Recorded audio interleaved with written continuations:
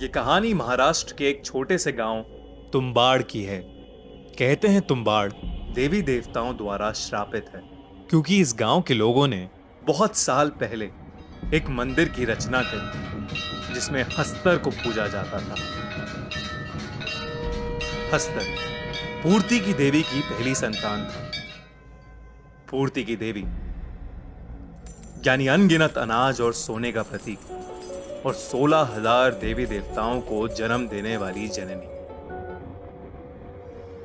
हस्तर बहुत ज्यादा लालची था। उसने देवी का सारा सोना हड़प लिया था और साथ ही वो सारे अनाज पर भी कब्जा करना चाहता था, पर बाकी देवी देवताओं ने उसे ऐसा करने से रोक दिया और उसे छोटे छोटे तिनकों में बांट दिया। पूर्ति की देवी अपनी पहली संतान को बेहद प्रेम करती थी और हस्तर का नाश होने से पहले उन्होंने उसे बचा लिया, लेकिन एक शर्त पर, कोई उसे कभी नहीं पूजेगा और उसे भुला दिया जाएगा। पर तुम्बाड़ गांव के पूर्वजों ने जब से उसका मंदिर बनाया, तब से देवी देवताओं का क्रोध तुम्बाड़ पर बारिश बनकर बरसता है।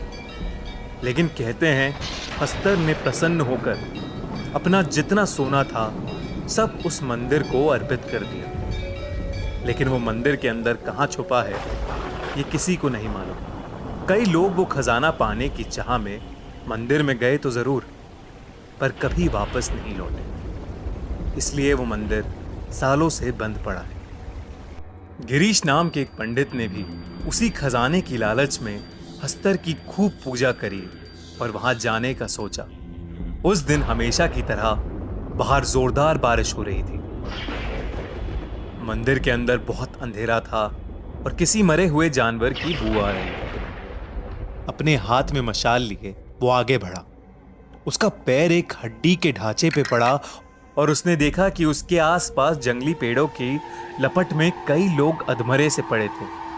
वो ये देख के बहुत घबरा गया, पर हिम्मत करके आगे बढ़ा। उसे अचानक एक जानवर की दहाड़ने की आवाज आई।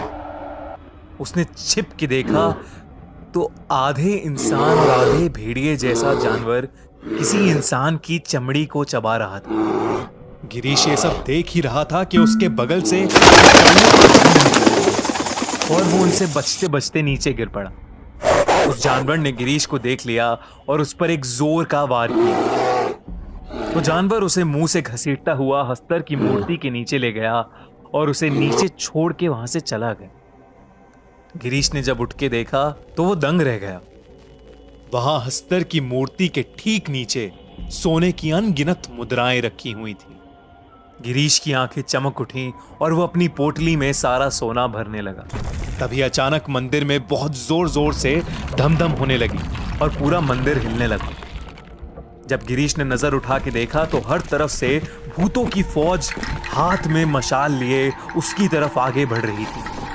ऐसा डरावना दृश्य देख के उसके पसीने छूट गए और वो पोटली वहीं छोड़कर बहुत जोर से दरवाजे की तरफ भागा और किसी तरह वो आग में लिपटा हुआ मंदिर के बाहर पहुंचा। बारिश तेज थी जिसकी बदौलत आग तो बुझ गई, पर उसका सारा शरीर जल चुका था।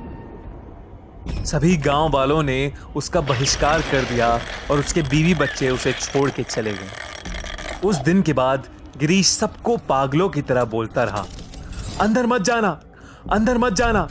और उसने अपना सारा जीवन उसी मंदिर के बाहर भीख मांग मांग के निकाल दिया।